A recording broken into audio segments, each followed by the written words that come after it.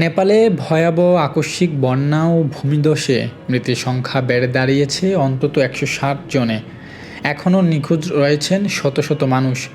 দেশটির উত্তরাঞ্চলে নেপাল তিব্বত সীমান্ত জুড়ে এই ভয়াবহ দুর্যোগে ধ্বংস হয়েছে ঘরবাড়ি, সড়ক, সেতু ও বিভিন্ন গুরুত্বপূর্ণ স্থাপনা।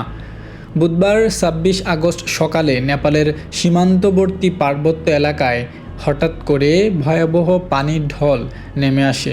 বিপুল পরিমাণ পানি, কাদা, পাথর ও ধ্বংসাবশেষ মুহূর্তের মধ্যে ভাসিয়ে নিয়ে যায় নদীর তীরবর্তী জনপদ।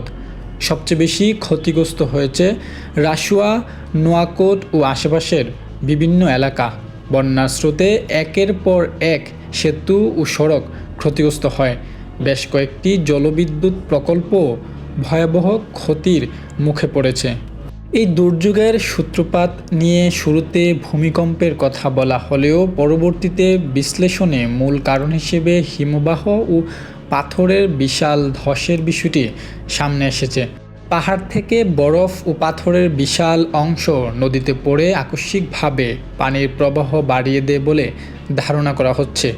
এই বন্যায় শুধু স্থানীয় বাসিন্দারাই নয়, নিখোঁজ হয়েছেন বিপুল সংখ্যক বিদেশি পর্যটক ও তীর্থযাত্রীও। ৪ শতাধিক পর্যটক নিখোঁজ থাকার খবর পাওয়া গেছে।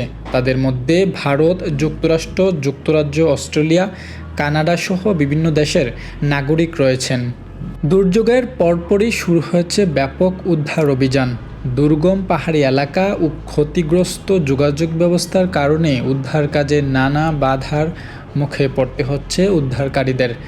নিখোঁজদের সন্ধানে অভিযান অব্যাহত রয়েছে। এদিকে নতুন করে বন্যার আশঙ্কায় ঝুঁকিপূর্ণ এলাকার বাসিন্দাদের সতর্ক থাকার আহ্বান জানিয়েছেন কর্তৃপক্ষ।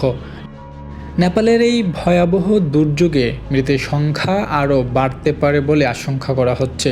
নিখোঁজদের উদ্ধারে এখন সবচেয়ে বড় চ্যালেঞ্জ হয়ে দাঁড়িয়েছে দুর্গম পাহাড়ি ভূখণ্ড এবং দ্রুত পরিবর্তনশীল নদীর পরিস্থিতি।